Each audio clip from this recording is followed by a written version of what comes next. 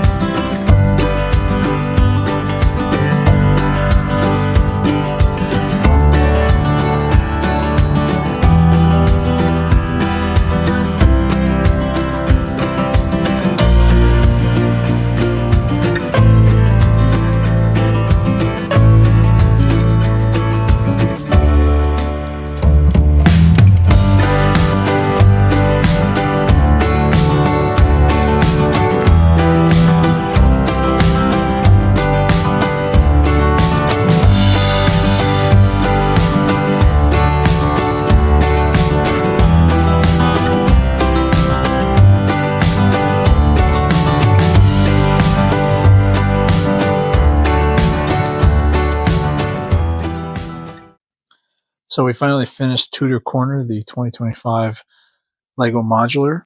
This is set number 10350 and retails in the US for $229.99.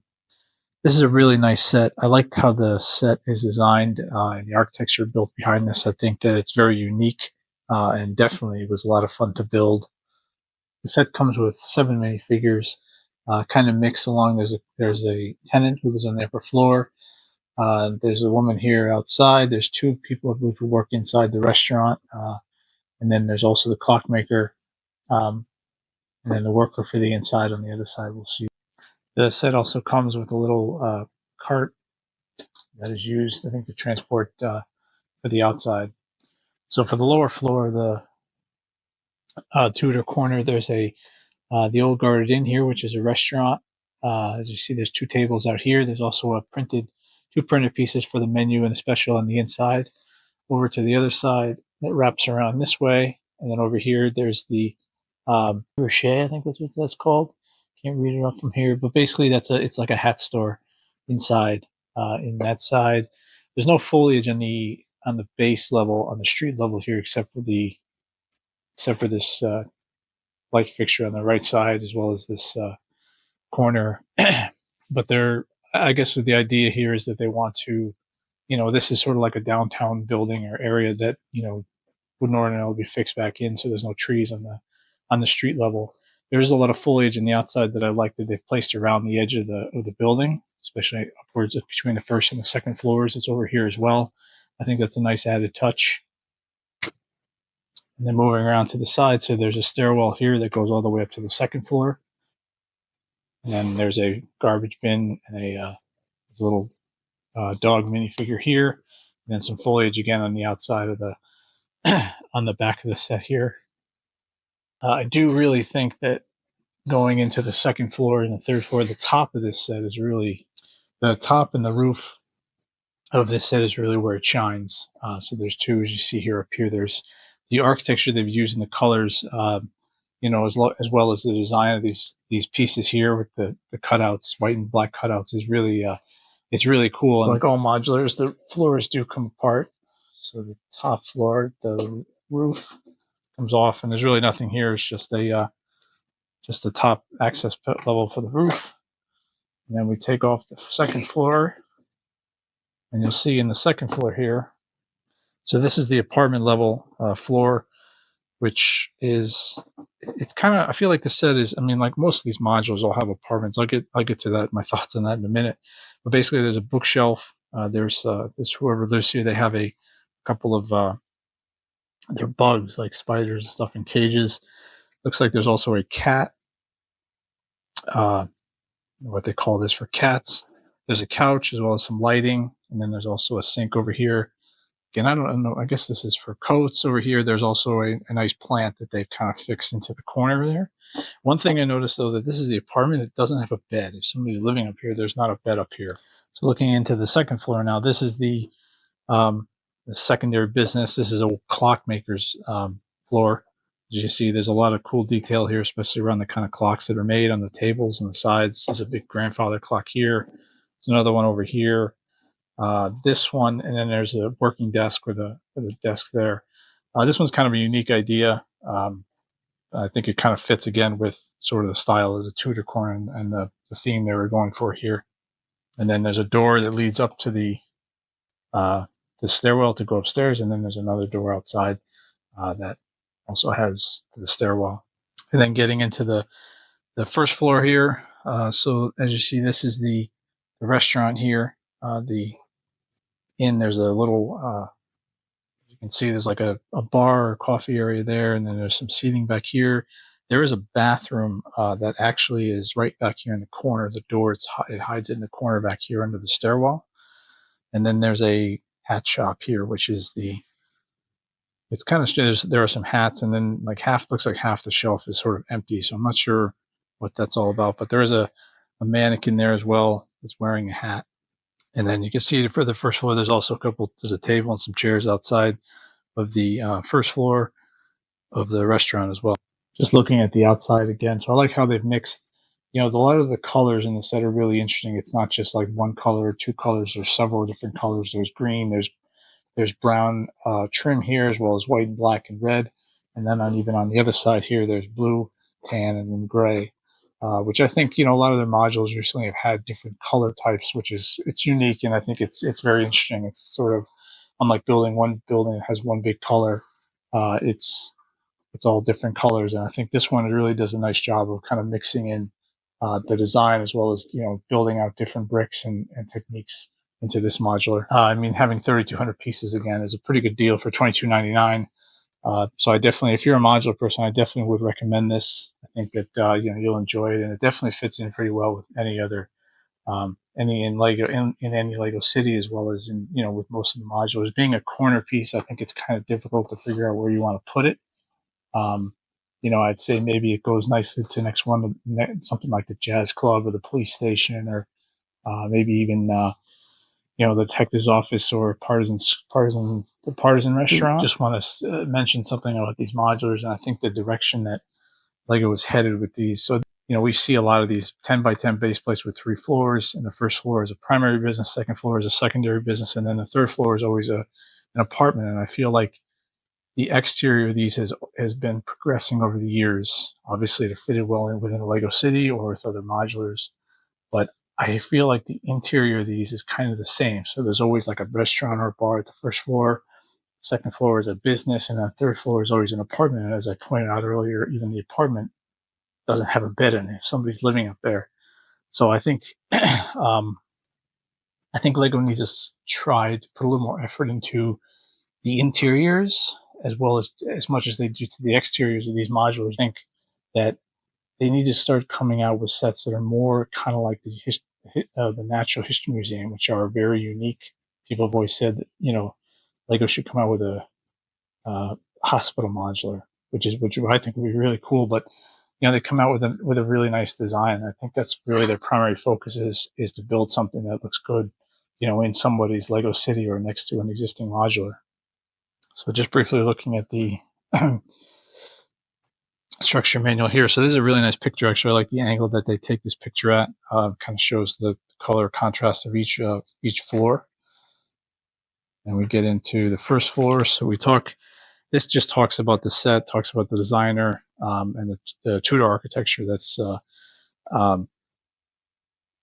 I guess it's a British architecture theme, but then it gets into the apartment. Talks a little bit about what each floor is. There's an apartment. There's a grill in the back, as well as an entry point, and then the restaurant inside as well. And then, of course, it just gets right into the build. There's about 335 pages, I guess, in this manual. And the best part, obviously, with most modules is there are no stickers. Just to wrap up, again, I think this is a really great set, especially exterior. The design exterior is really cool. The way they've used the different colors and the designs, especially the roof and the top part of the building, I think makes this one very unique. But I would definitely recommend this. I mean, it's a pretty good deal, again, for 3,200 pieces, $229. This was a lot of fun to build, and I think we would definitely mix in it very well with any Lego city or existing modular. You just have to kind of decide how it fits in there. I think that they put a lot of detail, especially on the outside with the flowers, as well as the printed pieces and the clock over here, to kind of make it as appealing as possible. Especially, I feel like on the second floor, there's a little more detail inside the second floor with the business inside the second floor than I've seen in previous modulars. The colors that they've used to really mix well with the blues and the greens and the grays, the reds and the blacks. I think that all kind of comes together really nicely. That you would see in typically some kind of design fashion like this. So I hope that you enjoyed this video build and review. And if you did, again, I'd appreciate you clicking on like and subscribe to support the channel. Once again, I appreciate your support, and thanks for watching.